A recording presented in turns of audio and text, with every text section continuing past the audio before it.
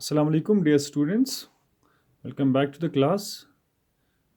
आज हम बात करेंगे एनवायरनमेंट पोल्यूशन के बारे में। एक ऐसे पैराग्राफ मैं आपके लिए लेके आया हूँ इंग्लिश के माध्यम से। तो चलिए बात करते हैं कि एनवायरनमेंट पोल्यूशन क्या होता है, इसके इफ़ेक्ट्स क्या हैं और कैसे हम अपने एनवायरनमेंट को बचा सकते हैं।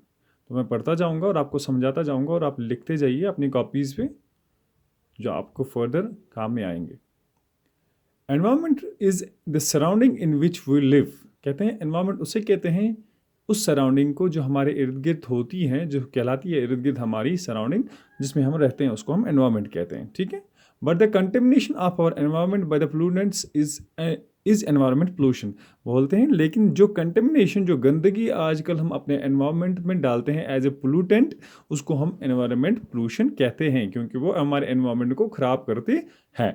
The current stage of the earth that we are seeing is the cause of centuries of exploitation of the earth and its resources। कहते हैं कि आज की जो हम सूरत हाल देखेंगे अपनी ज़मीन की, जो हम देखते हैं कि इसका ये हाल हो चुका है, ये because of the exploitation of the resources, जो हमने हमारे ह्यूमन रिसोर्स और अर्थ रिसोर्स, जो नेचुरल रिसोर्स हैं, उन सबको इतनी बुरी तरह से इस्तेमाल किया है कि ज़मीन का हाल इस तरह से हो गया है कि पोल्यूशन का शिकार हो गई है।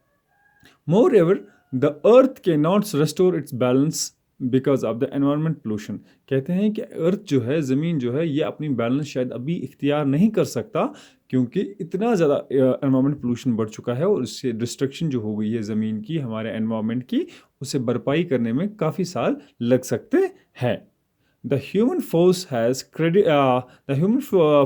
created and destroyed life on earth। कहते हैं जो ह्यूमन फोर्स है, ह्यूमन फोर्स मतलब जो हम अपनी ज़रूरत के लिए रिसोर्स का इस्तेमाल करते हैं, उसने ज़मीन को काफ़ी हद तक डिस्ट्रॉय कर रखा है, इसकी ज़िंदगी जो है वो बर्बाद कर रखी है।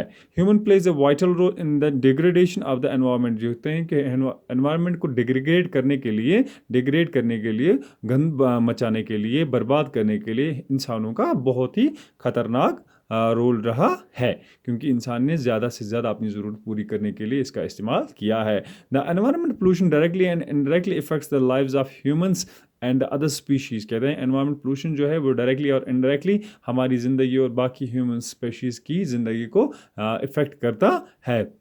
These living beings coexist on the earth with a human from centuries। कहते हैं हर एक जो लिविंग क्रिएचर है, ये हमारी ज़मीन पर रहते हैं बहुत सारे सालों से, लेकिन हम ह्यूमंस की वजह से इनको काफ़ी नुकसान झेलना पड़ता है। अगर हम बात करेंगे हमारे स्काई की, तो देखिए carbon dioxide and dust particle string up with the air in the form of smoke damaging respiratory system and smoke। कहते हैं कि आप देखिए, अगर कार्बन डाइऑक्साइड की जो कंसंट्रेशन है दिन ब दिन बढ़ती जा रही है, जिसकी वजह से हमारे एयर में जो स्मोक का बढ़ना लाजमी हो गया है, काफ़ी ज़्यादा बढ़ चुका है, और रेस्पिरेटरी सिस्टम जो है हमारा ऑक्सीजन है वो ख़राब हो गया है, हमें फ्रेश ऑक्सीजन की कमी महसूस हो रही है और स्मोक दिन ब दिन बढ़ता जा रहा है, जिसकी वजह से एयर पोल्यूशन का सामना करना पड़ता है।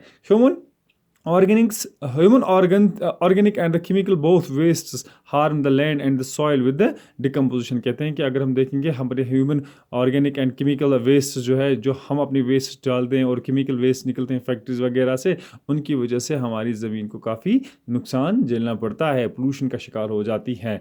Water gets contaminated easily with the pollutants whether it is human waste or chemical waste discharged from the factories। कहते हैं कि अगर हम पानी की बात करें, पानी को भी कंटेमिनेट किया जाता है, किसकी वजह से? बिकॉज ऑफ द पोल्यूटेंट्स जो हम इस्तेमाल करते हैं और बाद में वो वेस्ट प्रोडक्ट्स हम पानी में डाल देते हैं, या फैक्ट्री से वेस्ट प्रोडक्ट्स निकलते हैं, वो जाके इस पानी को गंदा कर देते हैं। तो आगे बढ़ते हैं जी। क्लाइमेटिक चेंज अगर हम देखेंगे आजकल, climatic change is also the cause of the environment pollution. कहते हैं कि अगर हम क्लाइमेटिक चेंज देखेंगे, कभी धूप, कभी छाँव, कभी बादल, कभी सूरज का उगना, ठीक है, ये सब चीज़ें जो है इस पर इफेक्ट डाला हुआ है किसने? एनवायरमेंट पोल्यूशन ने। More ever ozone depletion, green house gases, global warming, all these climatic change are concern of pollution कहते हैं कि अगर हम देखेंगे आज ओजोन डिप्लीशन जो हम कहते हैं कि अल्ट्रावायलेट रेडिएशंस आती हैं आसमान से, जो स्ट्रेटोस्फीयर में ओजोन लगा हुआ है जो उनको रोकती है यहाँ तक पहुँचने से, ताकि हमें नुकसान ना पहुँचे। बट जो ओजोन है वो दिन ब दिन डिप्लीट हो रहा है। क्यों? क्योंकि यहाँ पे पोल्यूशन बढ़ता जा रहा है, जिसकी वजह से ओजोन लेयर जो है ख़त्म हो रही है, और green house gases, carbon dioxide का बढ़ना,